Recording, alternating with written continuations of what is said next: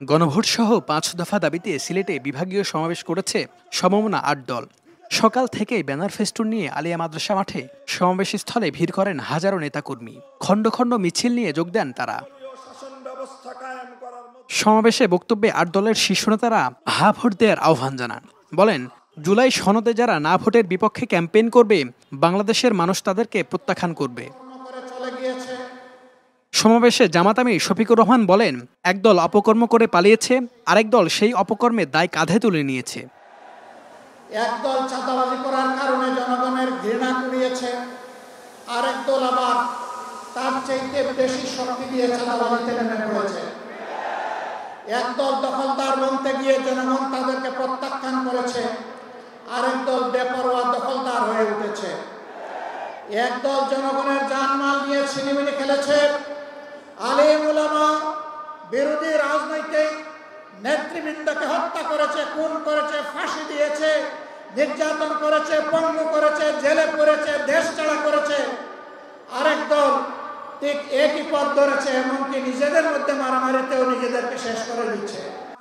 জামাত আমিরের অভিযোগ, একটি দল নির্বাচন পেছানোর ষড়যন্ত্র করছে।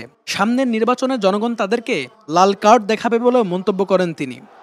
কেউ যদি আবার চিন্তা করেন জনগণের সমর্থন পাব না, তাহলে বাঁকা পথে প্রশাসনিক কুর মাধ্যমে আমরা নির্বাচনের ক্রেডিট হাইজ্যাক করব, তাদেরকে বলবো, বন্ধু, সেই সূর্য ডুবে গেছে, এই সূর্য আর বাংলাদেশে উঠবে না। এই সূর্য আর কালো সূর্য বাংলাদেশের মুখ দেখবে না। এখন নতুন সূর্যের উদয় হবে, সেই সূর্য কুরআন বুকে নিয়ে উদিত হবে ইনশাআল্লাহ। এ সময় ইসলামী আন্দোলন বাংলাদেশের আমির বলেন, জুলাই গণ অভ্যুত্থানের পর সংস্কার, ফ্যাসিস্টদের বিচার আর সুষ্ঠু নির্বাচন ছিল গণ আকাঙ্ক্ষা, কিন্তু সেই আকাঙ্ক্ষার কবর রচিত হয়েছে বলেই রাস্তায় নামতে হয়েছে। আজকে সংস্কারের ব্যাপারে বাধা, আজকে দৃশ্যমান বিচারের ব্যাপারে বাধা, আজকে নির্বাচনের জন্য যারা পাগল হয়ে গেছিল, আজকে যখন তারা দেখেছে আজকে বাংলাদেশের জনগণ ফ্যাসিস্টদের পক্ষে এবং চাঁদাবাজদের পক্ষে নয়, ওদের বিরুদ্ধে অবস্থান করেছে। এখন ওরা পাগল হয়ে গেছে আজকে নির্বাচনকে আবার পিছাবার জন্য।